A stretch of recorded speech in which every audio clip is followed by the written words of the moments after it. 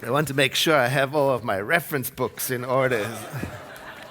Because we have a lot to deal with today. You know, we're completing the 9-week series on spiritual mind treatment. Now, spiritual mind treatment, if you're just joining us, is a positively framed form of meditation that is very similar to prayer, but with some significant differences to it. And I've been saying that every single week, because I want to make sure we're on the same page about this very important practice in our movement, spiritual mind treatment. And we've been talking about it for the last 2 months.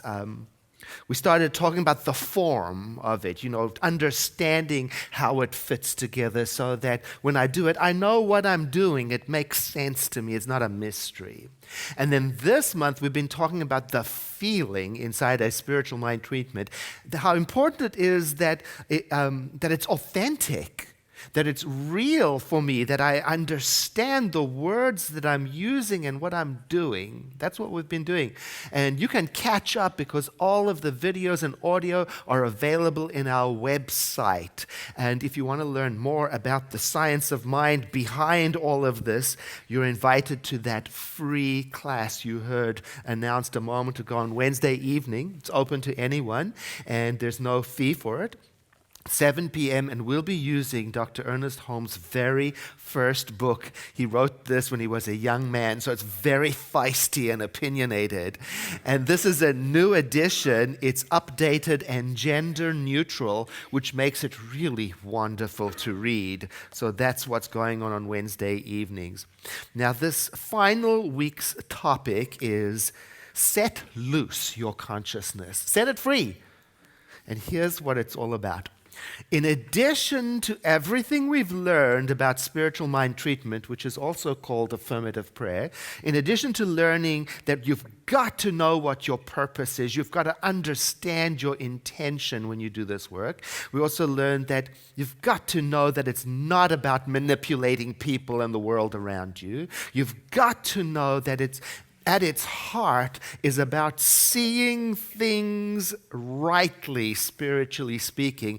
In addition to all of these very important and serious things, there is also another factor in spiritual mind treatment, which I call the fun factor, the creative factor. And it's based on this idea that thought is creative, even more creative than action is.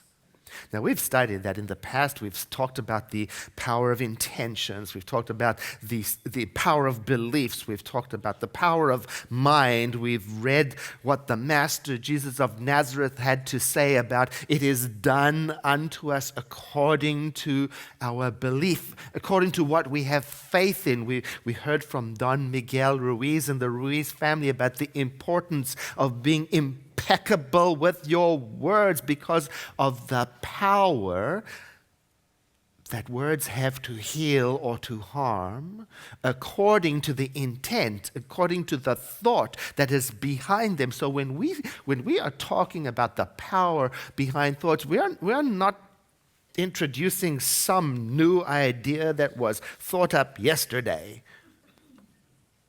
We're simply bringing the awareness of the power of our thinking into our spiritual mind treatment, into our prayer, into our meditation.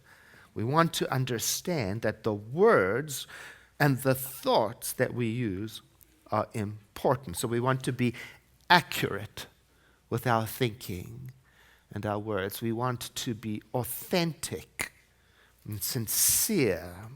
We want to use words that are true to our heart. We want to stay mindful to the idea that thoughts tend to influence and inform and inspire not only us, but also the way things happen out there in the world. So what we use in our spiritual mind treatments matters. Now, I have a friend who is not from the center. He's not a member of the Center for Spiritual Living. He's from another faith tradition altogether, and he thinks we're kind of woo-woo. Anyway, I was talking to him the other day about a publishing deadline I have. It's today, actually. And he was trying to be helpful, and he said to me, when I was a young man and I was at school, and if I had a homework assignment, say, for example, it was due on Monday, you know what I would do? I would just say to myself, that homework assignment will be submitted on Monday on time. And then I would just trust that somehow it would work out. And it always did. And I said to him, really? Is that so? How come it makes sense when you say it? But when I say it, it's woo-woo. And we had a good laugh about that, you see, because he was saying something that many people discover just through observation about how the world works. He was saying something that many people have said, that when you put your mind to something and you sincerely accept it as being so, it's going to have an influence on the way things roll out. That's just the way of things. Now, I don't know why he thinks intentionality works for him, but I know what I think. It's because of what we're made from. It's because of what lives in us. It's because of our kinship with this spiritual universe. It's because we are made in the image and likeness of that which creates. That's what we're going to be exploring on Wednesday nights. This idea that my personal use of my mind is a use of the creative power of the universe. Oh, it's going to be good. So, with that in mind, I could decide I could use my mind to do anything. I could even use my mind to imagine a greater yet to be. Why not? Because I'm understanding that when I'm doing that, in some way I'm invoking a holy creative power. I could say it like that. Oh, imagination's a wonderful thing. Isn't that a wonderful thing? What a gift, an imagination, to be able to think up things that have never been thought before. Oh, my goodness. And apparently Albert Einstein said of imagination that it is more important than knowledge. Because knowledge is limited. But imagination encircles the world infinitely. And remember Carl Sagan, the atheist who inspired me to believe in God. He said, imagination will often carry us to worlds that never were. But without it, we go nowhere. Or Henry David Thoreau, the world is but a canvas to the imagination. And our own founder, Dr. Ernest Holmes, in the reading assigned to us this week in this book, Living the Science of Mind, he says to us that we must let ourselves play in the field of imagination. He says we must let ourselves imagine a greater yet to be. He says that we must let ourselves practice accepting ideas about our lives that are greater than the ideas that we had yesterday. He said that we must let our consciousness loose to roam about and dream. Oh, I like that. You see, it reminds me that spiritual mind treatment is not only about addressing and solving problems. No, there is a creative element in it too, a playful creative element too. And in fact, in the same reading later on, Dr. Ernest Holmes says that we will not get as much out of our spiritual mind treatment as we could if we do not allow our imagination, and here's the quote, to range in the field of greater possibilities. Range. Oh, I like that. Your range means to roam about, to stretch out, to extend. We are to extend, to stretch ourselves out in the field of greater possibilities. We're to get into it. We're to explore it. And he says the way to do it is to take time daily, and here's another lovely phrase, for the enlargement of consciousness. What does that mean? And what is consciousness? Well, there is a glossary of terms in the big book of Science of Mind that we can go and look up what he means when he says consciousness. All right, let's go look it up. Consciousness, mental awareness. Oh no, the rest of it's much too complicated. I'll just tell you what he means. He says basically that there's two parts to our consciousness. Our surface mind, where we have all of our awareness, our willpower, our decision, our choices, our imagination. And then there is our deeper mind, which is creative and unconditional, and it accepts whatever you place into it with your surface mind. Two parts. So when he says we must enlarge our consciousness, he means our surface mind. What are you feeding it, and is that big enough? He means the things we think about all day. Is it the same old, same old, same old, same old, same old? He means the stuff that we get hooked on, and is that too narrow?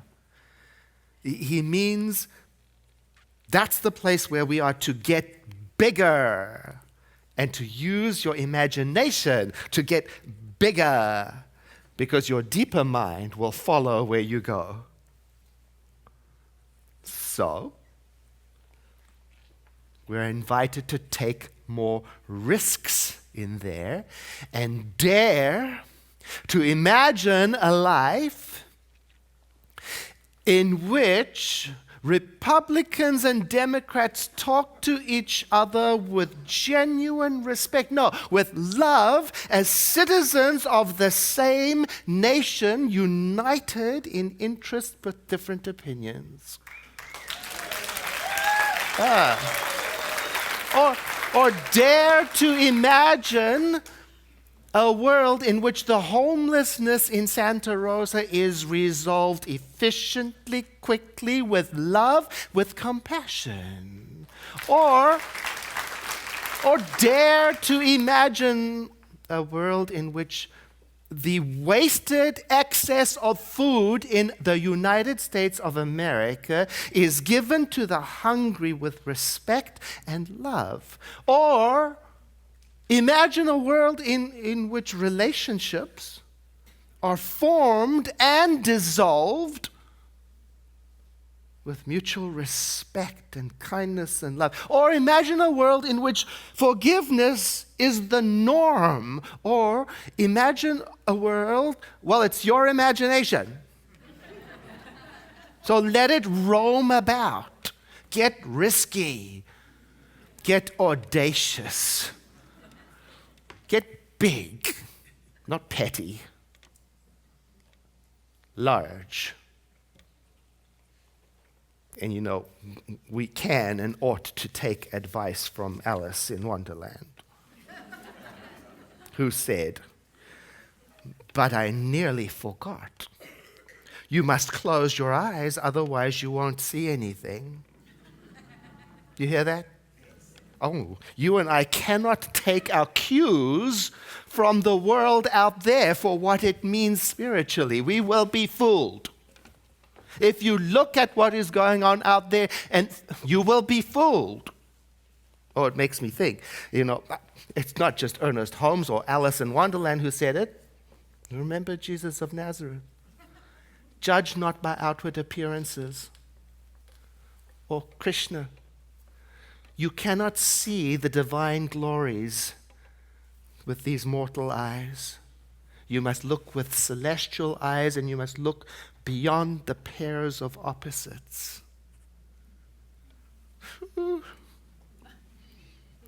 Is what you're looking at limiting or growing your consciousness? Now, some things to keep in mind. Number one, Number one, your deeper mind is not a gatekeeper that lets in only one kind of thought and excludes the other. No, it's more like a computer. Think of it as a computer that receives input from you, the user, through your spiritual mind treatment. That's number one. Number two, growing your consciousness through using your imagination does not ever, in any circumstance, replace completing your duty and being active in the world. No. All of these people I've been quoting, they were all movers and shakers and influencers. They all understood the importance of using their imagination to expand their consciousness while doing their duty in the world. That's number two. Number three, we're thinking inside a field of limitless possibilities. It's important to remember that. So even if your life is great, if it's fine, wonderful, you don't have to get stuck there. There could be more. You could imagine even greater joy, even deeper connection, even more abundance. And then with all the good that comes from that, you could help other people. You could donate to causes that are important to you. You could change lives. You could beautify the neighborhood. You could fund projects. You could help create a world that works a little better for everyone else. You see, don't worry about other people's consciousness. Just get yours so high that you are irresistible to the good things that want to come flowing through you, and love them and honor them and be proud of them, and don't compare the good that comes through you with anybody else's good. You will be fooled. That's number three. Number four. A quote from Ernest Holmes from Living the Science of Mind. No matter how much good we experience today, we should expect more tomorrow, because expectancy of better yet to come helps dissolve the burdens which we carry with us. We must learn to let loose our consciousness, because nothing is too good to be true. Oh, it made me think, what am I expecting? What are you anticipating? What are you waiting for? What are we imagining? And then Dr. Holmes, in that same passage, he tells us that we are to increase our receptivity by saying in our spiritual mind treatment. Now, you know how to do a spiritual mind treatment from all of these weeks. And right in that middle part, he says we are to say to ourselves, good and more good is mine. An ever-increasing good is mine. There is no limit to the good which is mine. Everywhere I go, I see this good. I feel it. I experience it. It crowds itself against me. It flows through me. It expresses itself in me and multiplies itself around me. That's number four. And here comes the but. But please, don't mistake this message today to be sit down, ignore the world, and think pretty thoughts. You see, this message is the last in a series of 9 messages. Can you see why we didn't start with this message? You got to end with it. Can you see how playing in the field of imagination depends on having all the other pieces in place first? Otherwise, this could seem like a superficial invitation to magical thinking. See, without the foundation of this past 2 months, this could seem ridiculous. without sincerely exploring what this thing, divinity, God, is to you, authentically, you'll have no foundation upon which to do this. Without authentically feeling and nurturing your sense of relationship to this, the ground of all being, you might start thinking of God as the vending machine in the sky. Without understanding the difference between statements of accurate spiritual truth and wishful thinking, you might start to get superstitious about life. And without taking time daily, twice a day, to do the kind of positively framed meditation that we call spiritual mind treatment, you might become one of those people who expect something for nothing. See, it's very tempting to think of spirituality as simply positive thinking, when in fact positive thinking without a foundation in genuine and understood love, positive thinking without inquiring into my motives and stripping them of all mischief, positive thinking without letting go of manipulation and negative personality complications could be troublesome, to say the least. And could you see how important it is to have a sound spiritual foundation when talking about such things as wealth and prosperity and abundance? And that's exactly what we're going to be talking about next week. The mature spirituality under this world we live in, and why we call it abundant, and how to relate to it in a conscious, sincere way. That's where we're going. So I invite you to breathe in with me now, and to exhale, letting your eyes close. There is one infinite field of possibilities, potential. The ground of all being. The intelligence of creation.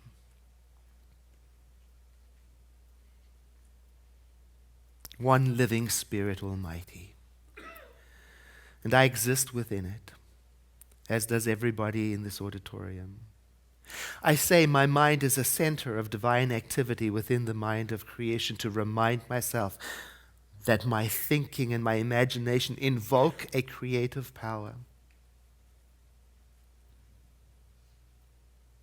And so I take time with you today to imagine my life even better than it is today, with more joy than I have today, with more ease. I imagine what it might be like to be fully sourced, funded, supported, and what good I might be able to do with that.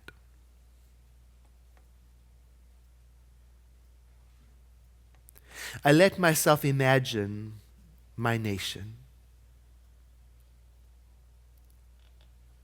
as a place where love abides, where integrity and truth are givens.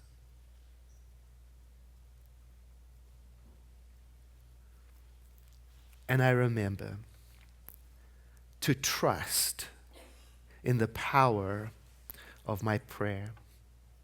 I began to rejoice in what I have seen and imagined and thought.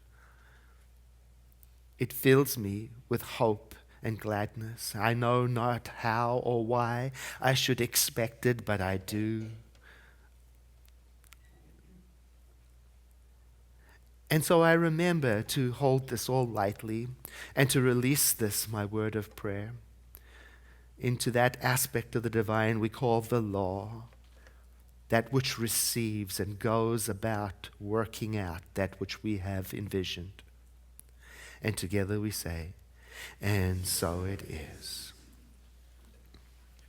I invite you to take another deep breath in and to sigh.